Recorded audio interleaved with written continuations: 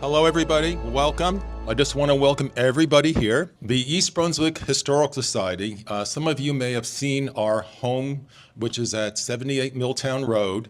That's where we normally have presentations.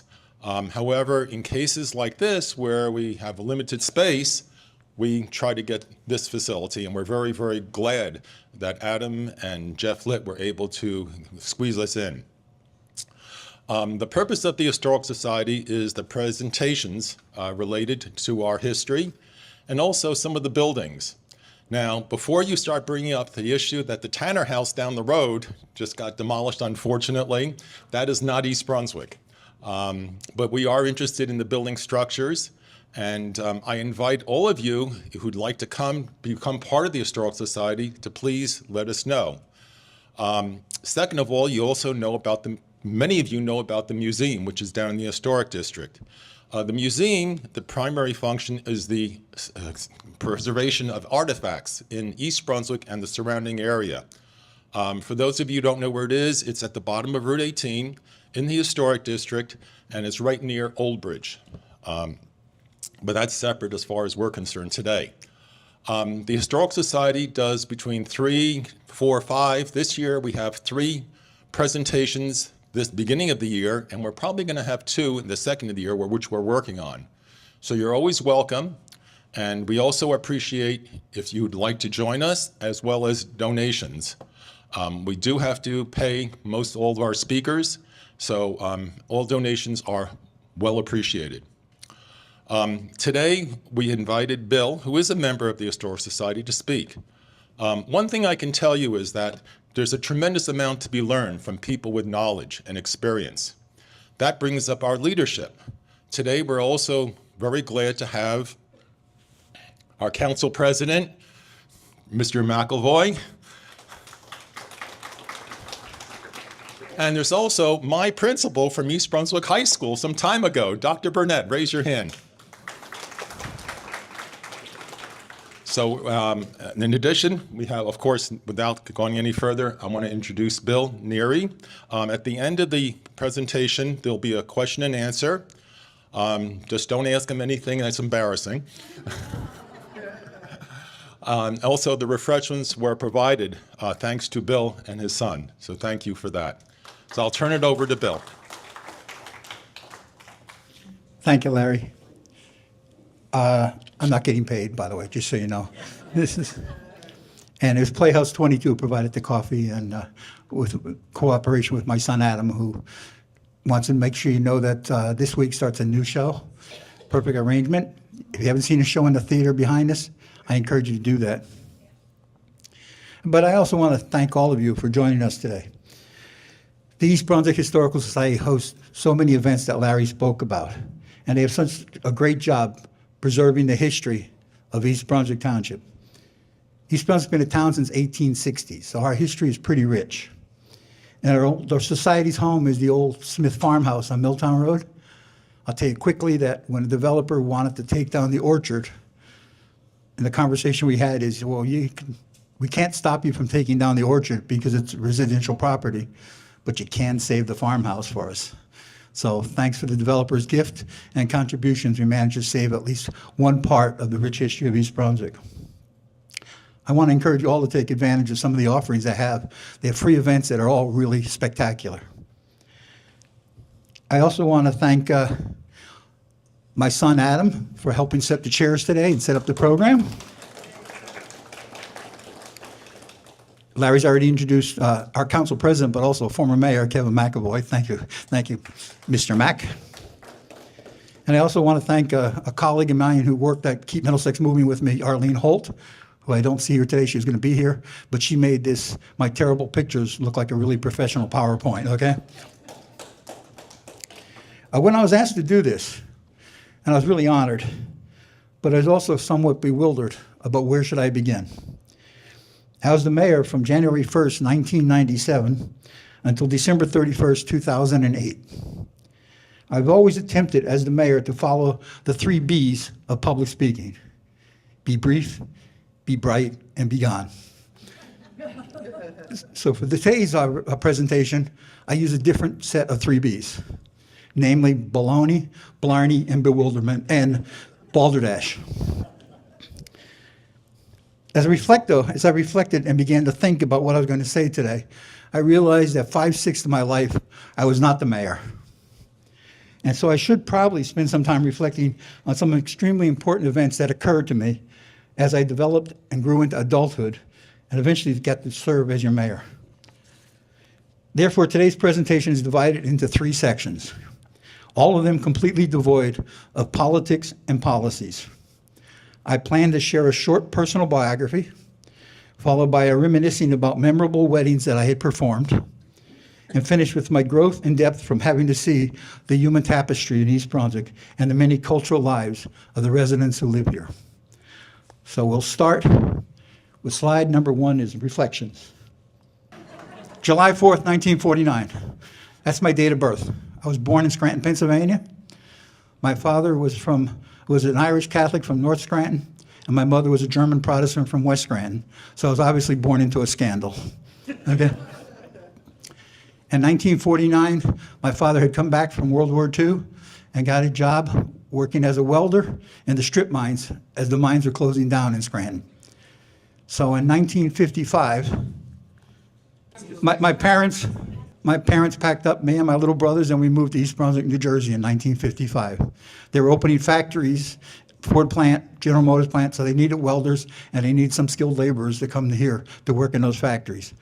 So we moved to East Brunswick yes, sir. I'm the old guy. I'm the oldest one. I'm the good-looking one. Okay. I didn't have a whole lot more hair then either. You know. We moved to a house on Main Street, which is still there, where I went to first grade. I went to first grade at Bound School. It wasn't Bound Monroe. Mrs. Monroe was my principal, so I went to first grade there. And then for second and third grade, we moved out of that house. That was a rental. We moved to Old Bridge, where I grew up, for second and third grade. Fourth and fifth grade, we moved to Dalston Street, back in East Brunswick. East Brunswick, this is by the Hillsdale Road. As a child, I remember playing in the pond and the farm where Macy's side door is today, and jumping off the sand dunes where the Acura dealership is. We lived there for about 2 years for fourth and fifth grade, where a man came into our house and said that he won the house in a card game and we had to move. So we moved back to Old Bridge, where I grew up. I went to high school and junior high school in Old Bridge. Attended Madison Township High School. And when I got to run for office the first time, the Spinmeisters, or Larry Sachs, my campaign manager at the time, had decided that it was impossible for a guy from Old Bridge to ever get elected mayor of East Brunswick.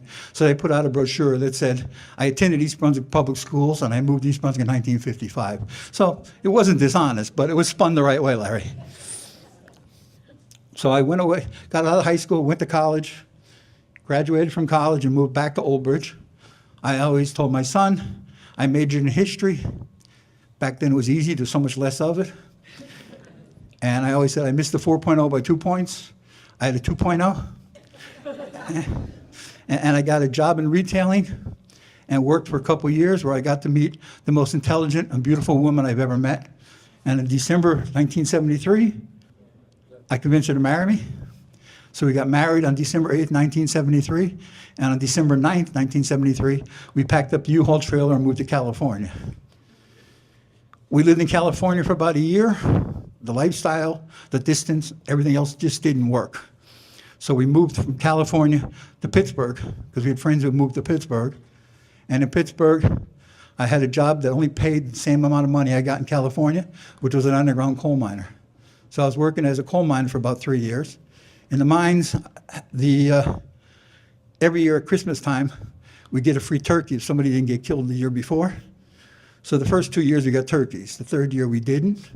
And during that time, our baby was born in 1976. Okay? Then it became real. What am I doing going 500 feet down and 5 miles in every day? And it wasn't the type of job I wanted. And fortunately for me, while I was learning a new job down there, I broke my arm. I consider it the best break I ever got. gave me a chance to put my hand in a cast and move back to New Jersey, where we lived in western New Jersey.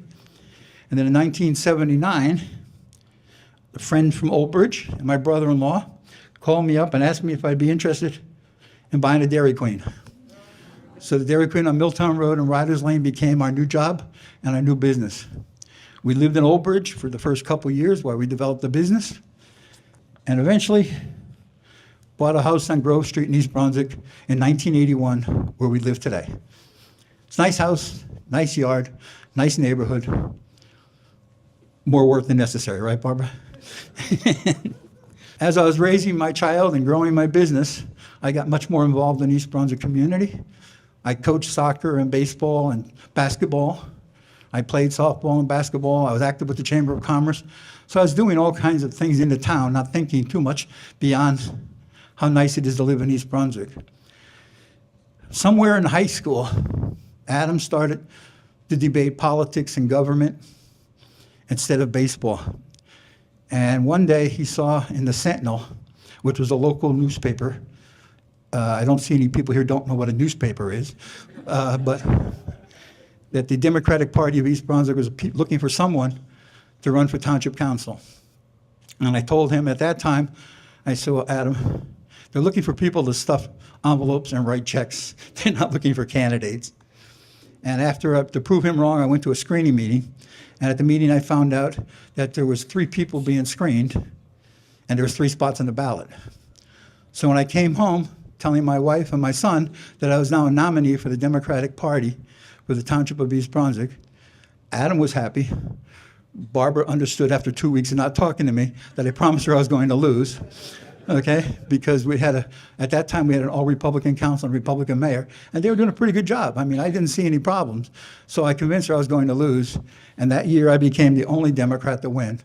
And I'm sure it has to do with how many ice cream cones I made and how many kids I coached. So I spent 2 years as a councilman, and then when the mayor's election came up, the Democratic Party had a wide choice of elected officials to choose to run for mayor. Me. So I got inaugurated on January 1st, 1997. Don't think I know what I was doing. I had no clue. I learned as I went, but it was an experience that I'll never forget. So that's kind of my personal biography.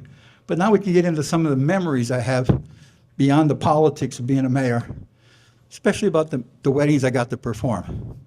Like I said, January 1st, I got to be the mayor. On January 4th or 5th, I could start doing weddings. On January 1st, I could start doing weddings. Most of the weddings I did took place in my office or in a gazebo outside the municipal building. Most of them last about 10 or 15 minutes. Many of them are forgettable. But at the time, I knew that the mayor charged $50 for a wedding, and that $50 went into a scholarship fund for kids' recreation programs. So I thought for $50, I could put on a tie and a sport coat and for 15 minutes perform a wedding. So I probably did, during the course of those 12 years, somewhere in the neighborhood of 150 to 200 weddings. Like I said, many were forgettable. I think some of these people who got married were forgettable also in terms of. But when the weather was nice and the flowers were blooming, it was a beautiful place for a wedding outside the municipal complex. But my first wedding occurred on January 5th of 1997. I was home. I got a phone call from a lady who told me that her uncle had terminal cancer, and he was going to be dying. And before he died, he wanted the youngest of his children to get married. Could I do the wedding? And I said, I'd never done a wedding. I don't even know what to say. And she said, well, I have all the words, because I had a civil wedding myself. You just have to replace the names. Okay, I can handle that. And then I asked, do you have a license? Yes, I have a license. I said, okay, good. I said, so when do you want to have this wedding? She goes, well, 4 o'clock today. So 4 o'clock that afternoon, Barbara and I got dressed up and went to a little house down in the President Streets to perform a wedding. The house was filled with people, and a small house like that, the temperature in the house was 98.6. You can only imagine. and I was scared to death. I didn't know what I was doing, what I'm doing. Grandma is in a wheelchair in the kitchen going, the mayor's here, the mayor's here. I'm going, oh, what am I going to do now? And we got to the ceremony itself, and the young couple, the bride had her bouquet of flowers. She got a ShopRite right before that. And Dad was in the wheelchair, in a chair in the living room with his oxygen mask and his bathrobe. And we got to the part about sickness and health, death do us part. My voice was not working real well. It was kind of scary. So that first wedding, if I got past that, I figured I could do a lot more. It'd be a lot easier. And unfortunately, the man did pass away the following Thursday. So I'm glad I got that done. Oh, I'll keep skipping ahead too far. Other weddings that are memorable, I did a wedding at Sam's Club. I got the Sam's Club was having a bridal shower type of display. They put a tent up, they had sparkling grape juice and food, and invited all the shoppers to come and enjoy the wedding. So I performed the wedding at Sam's Club. That was memorable. I did a wedding for a couple on Halloween, and they specifically asked for me to wear a mask or something for the wedding, which I didn't do, but everybody else was in costume. It was a crazy kind of wedding there.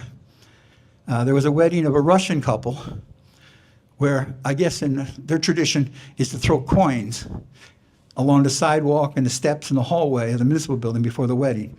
So I had the nice wedding. The people were very nice. The wedding party was very nice. My next meeting after that was with a lady and a little boy who was about 6 or 7 years old. He had picked up all those coins, and his pockets were bulging, and pants kept falling down, okay? So it was also memorable. There was so many of those type of weddings, but also in New Jersey, Asian Indian weddings are not recognized as legal weddings because they don't have anybody ordained in the congregation.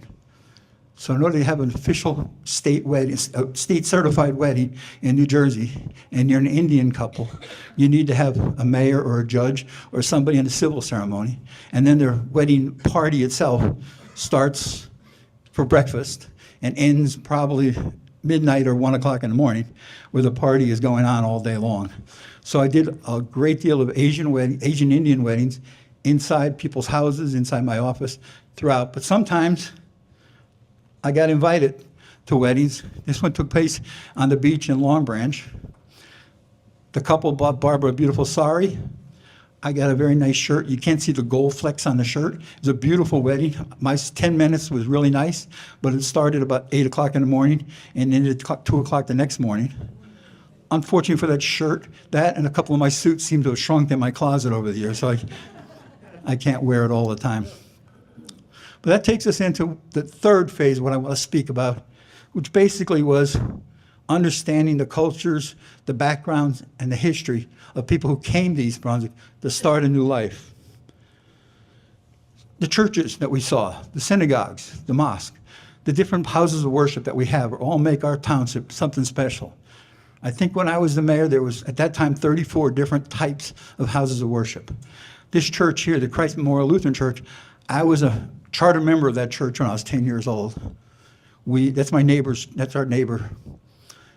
I remember as a child, at 10 years old, that our Easter sunrise service took place at the East Brunswick Drive-In.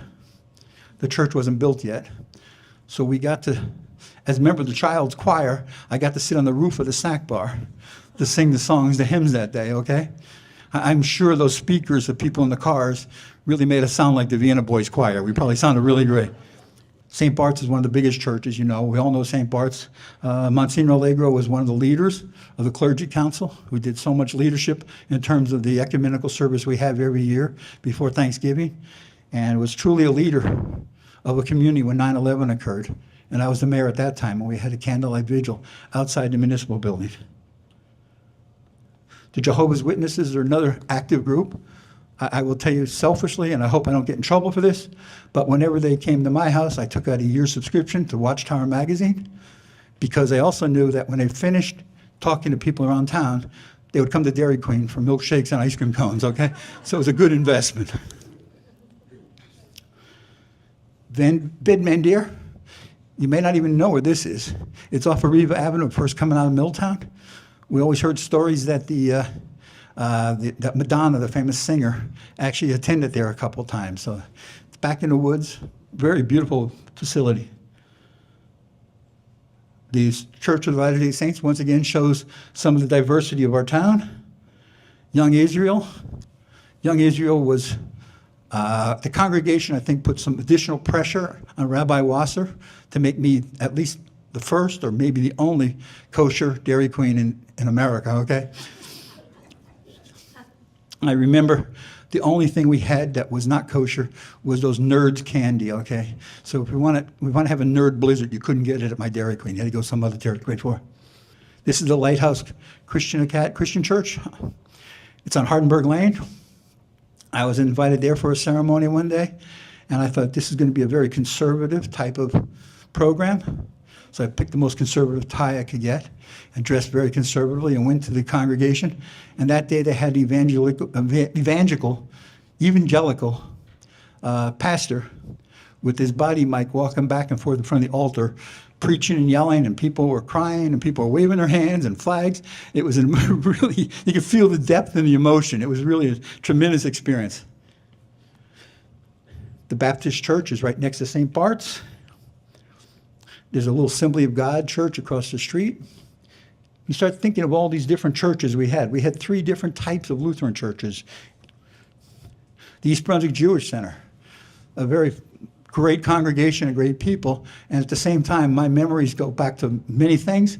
But when my wife had some serious surgery, the first person to ever call me was Rabbi Milgram to see how she went. That's the kind of feelings I got from this town and the kind of warmth I got from people that made this so special for me to be the mayor.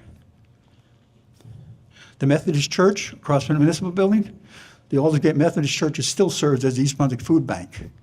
And they do so much stuff to help people through some really tough, difficult times. The Korean Methodist Church, when the pastor's wife passed away, they had a big funeral for her. And it was actually a big television production, if you can imagine what it was like with the lights and the cameras. But at the same time, the men's choir, I think most of them were Juilliard trained. So it was like being at a real concert. Right, Kath? They were Just Korean. Yeah, they were tremendous. They were tremendous. B'nai Shalom was also, this is the congregation, Rabbi Milgram, I'm sorry. I said UBJC first, but it was Rabbi Milgram who gave us that kind words and support when we really felt it was necessary. And that was a great place to be. But B'nai Shalom, I probably was in that congregation more than any other building, house of worship in East Brunswick. Now, St. Mary's Coptic Church, which is off of Riva Avenue, a little history there is the Coptics pretty much separated from the Roman Catholicism in the 4th century. It was a church founded in Cairo, in Egypt, by St. Mark. And when they split up, they have their own Coptic religion, Christian religion, a persecuted minority in Cairo, in Egypt. And at the same time, they've had their own pope. They've had a pope for all these centuries, 17, 18 centuries. Well, when the Pope, Shenouda, came to East Brunswick, my wife and I were invited, and we went to the church. It was literally filled with people on both sides of the aisle. The fire marshal, I'm glad, wasn't called that night because it was really an emotional night. And a little while later, the Pope came in, followed by bishops and cardinals. Now, Pope Shenouda was maybe 5'5", 5'6".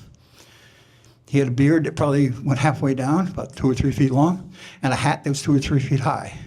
And he was a small, little old man who walked up to the altar, sat down, and started talking to the congregation. Very emotional, very spiritual, but very Egyptian. I couldn't understand what he was saying. And the man sitting next to me was translating everything. My wife was sitting next to the ambassador from Egypt. So you can just imagine the kind of mood when people would go up to the altar and pay their respects, one at a time. Then it was my turn.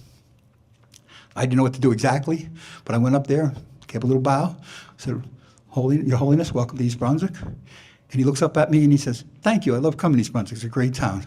I was not ready for that, I'm telling you. I almost fell over backwards. Nobody told me he spoke English, okay? I didn't know that, and I didn't expect that. And when I got back to my seat and I said to the man who was translating, I said, you didn't tell me he spoke English. He says, he speaks like 6 languages fluently. He was a professor, a college professor in World War II.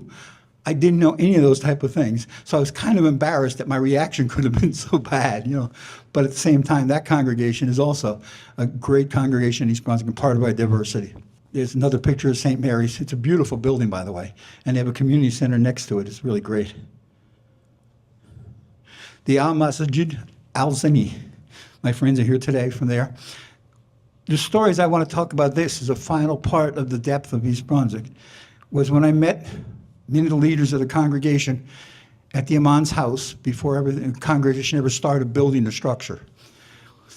We had a nice conversations, we had a nice dinner. I learned all about these great people, the things they're doing, and how they want to build this edifice that's going to be really a monument. They explained at that time that the goal, they were sent from India to pick a tolerant and diverse community somewhere between Washington and Boston that's visible from the turnpike. We're perfect. We fit that spot. So we went ahead with some of the plans, and several months later, the architects, engineers, and attorneys all came to meet in the office with our planners and our engineers and our attorneys. And we started talking about building this structure. We learned that our code book basically says the number of seats in your building must correspond to the number of parking spaces you have in your parking lot, which makes sense in a lot of ways, except a mosque doesn't have any seats. We said, oh, you're right, it doesn't have any seats. So we had to measure the prayer mats, 3x5 prayer mats, see how many people could fit on the prayer mats. And that's how we decided to do that. Then the next question was, our code book said you can't build a building 35 feet high in a residential zone. And this was going to have a minaret that was going to be 65 feet high, if I remember, and facing Mecca. And when we said, well, 35 feet is our limit, and their attorney said, well, exactly, what's your code on how high the steeples can go? I said, very interesting. So we worked together. We got it built a little shorter. They agreed not to have the call to prayer to bother neighbors in mornings. And the building is beautiful. But I think what I learned from that more than anything else is our Western culture that I grew up in is only a part of the world. There's so much other parts of the world that fit in, fortunately, into our community, and at the same time fits into the world, into the earth. And not knowing how these things happen, I learned the depth of other cultures and the religious experiences and the spiritual experiences of people who are devout in so many different ways and so many different religions. So I think that made East Brunswick even more special for me. So in closing, that's what I want to finish with, sharing my memories about one of the most rewarding times in my professional life, and what a pleasure it was.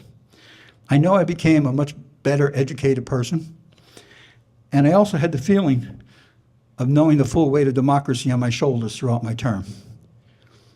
But René Descartes, the 17th century philosopher, once said that for a life to be well lived, one should always cultivate one's own garden. I had always interpreted that to mean that I should give a special attention and appreciation to my family, friends, and loved ones. But having the opportunity to serve as your mayor, I also learned that the community is my garden. And by this cultivation, I truly realized and understood that community is actually just a common unity. So thank you. Questions, anybody? When are you going to have an explanation for yourself? I'm never going to do it. Don't worry. I've done it. Been there, done that. I don't think you can ever go back to that again. But thank you for the compliment. I appreciate it. I found it fascinating. But I also look back, and Mayor McAvoy will tell you how nice it is to have the good memories and how easy it is to forget the bad ones. Okay? I also know that when people talked about the stress of being the mayor, you must be so stressed. I have always explained to them that you really don't know what stress is until you try to feed your family by selling ice cream cones in January, okay? So this wasn't all that stressful. Larry. Can you share with us, modesty aside, some of your accomplishments that you're most proud of? We weren't going to talk politics or policy, but I will tell you what I'm most proud of. I think the goal for when I ran for office the first time was watching East Brunswick get developed on every corner and every plot of land. Like I said, in 1955, my parents moved here. There was 5,000 people in East Brunswick. Our master plan at that time had full growth of 74,000 people. And when I got elected, we had about 47,000 people. And I started looking at the master plan, looking at the laws and learning, and I wanted to save and preserve open spaces. That was my goal, to stop some of the development. I'm proud to say, of the 7 working farms that were in East Brunswick when I took office, 6 of them are not developed, okay? So we saved them. A couple stories about that, of course, is this piece of property here, Heavenly Farms, is 186 acres. You see some of it here, the soccer fields over there, the new, what's it called, pitch for cricket is over there. The dog park is over there. So we first purchased this, and we purchased this property for $12 million. The state gave us $6 million, the county gave us $4 million, and your open space tax spent $2 million. So it didn't raise taxes to buy this property, which I'm proud of also. But when we first got this property, and nobody knew where it was, it's on the South Brunswick border, we were concerned that nobody knew about this part of town. And I got a call from our state assemblywoman, Barbara Bono, who said that she had what they call Christmas tree money to spend to try and serve her constituents with special things. She had about $175,000. Is there something we could do? And I said, a dog park. We could build a dog park for $175,000. So we put the dog park in over there, knowing there was 5,000 East Brunswick residents had dogs. And there was an assemblyman, whose name I won't say, but he's from Morris County, who had something called the Stinky Fish Awards that he wrote in his newsletter every month. And East Brunswick got a Stinky Fish Award for using state tax dollars to build a dog park. So a month or two later, I had to be in Trenton for some kind of testimony. And I knew he was going to be there. And I went up to him and said, Assemblyman, I want to introduce myself. I'm Mayor of East Brunswick. And I see we got the Stinky Fish Award. So on behalf of the residents of East Brunswick, I award you a can of stinky fish. And I gave him a can of anchovies, okay? He said at that time, he says, I have to tell you how embarrassing I am that my own hometown is beating me up because we're using property taxes to build a dog park, and you got it from the state. That's even better. So the next month, his Stinky Fish Award was retracted, so he took that away. But this property is the largest undeveloped piece of land in East Brunswick. The other piece of properties that you see in downtown, the Kellerman and Lipinski properties, we purchased that. There was a fight. Maybe you don't remember, but there was a $5 million referendum that was passed by the Township of East Brunswick, put some seed money into buying these properties. That property was assessed at $200,000 an acre. And many in the state kept saying I could buy farms in Salem County for $1,000 an acre. Why would I want to spend $200,000 an acre in East Brunswick? And I had to keep convincing them it's the quality, not the quantity of the open space. The 30 acres that we have in downtown is more valuable than 300 acres in Salem County. So we managed to buy that. And old Mr. Kellerman, the farmer, we gave him a check for $5.4 million. And he signed the papers. And I said to him, Kelly, why don't you and your wife have a nice vacation now? Go to Hawaii. And he says, I've been to Hawaii. After the war, we took the mines out of the harbor. I said, that's not what I had in mind when you buy. Any other questions? Can you share some of your challenges of balancing your family life and the public office you were having and business you were running? I'm lucky that I have a head that's fat enough to wear a couple hats, okay? And to answer the family life balance and everything else, I probably have to pass the microphone back to my bride back there, okay? Because it wasn't always an even balance. It was always difficult. There was times where I'll be home for dinner, then I wasn't home for dinner. There are times we had family things to do that I couldn't go to. The business, I couldn't really spend any time at my Dairy Queen because if I was waiting on customers at the Dairy Queen, for a $1.25 ice cream cone, I'd have to hear about high taxes and the potholes not being fixed. And it would take an hour of an ice cream cone. So the balance was always difficult. Maybe that's what I was talking about, some of the times that I forgot that were difficult. The rewards were there, and when you look back at it, I'm really glad I did it. I mean, if I didn't have a chance to do it, I wouldn't get to see all you people today and do this. So it was a nice time. We're okay? Well, thank you all for coming. I really appreciate it. Thank you, Mayor Neary, for your comments. And I'm Howard Schmidt from the Historical Society. I just want to say that if it wasn't for Mayor Neary, we wouldn't have the Historical Society building, which most of you know is at 78 Milltown Road. It's the old L.J. Smith farmhouse. It's one of the oldest, if not the oldest structure that's still in use in East Brunswick. It was built in 1860. And actually, many people come over just to look at our building. We'd like them to come over to join, but we welcome people who want to visit, because the building, of course, most people don't know this, the building was lived in until 1964. And the Smiths had a big family, and family finally gave it up in 1964. And because of the mayor, when that area over there was developed with Apple Ridge housing development, property became available, and the mayor helped our then president, which was Estelle Goldsmith, secure that property as a home for the East Brunswick Historical Society. Most towns don't have a historical society. Some do. There's some very prominent ones. We're proud of the one we have, and we're proud of the museum, which is on the other end of the town. So, I urge you to come over, visit us. If you're interested in joining, we would love to have you. It's a great organization. We do a lot of good things. We provide a lot of information, educational programming.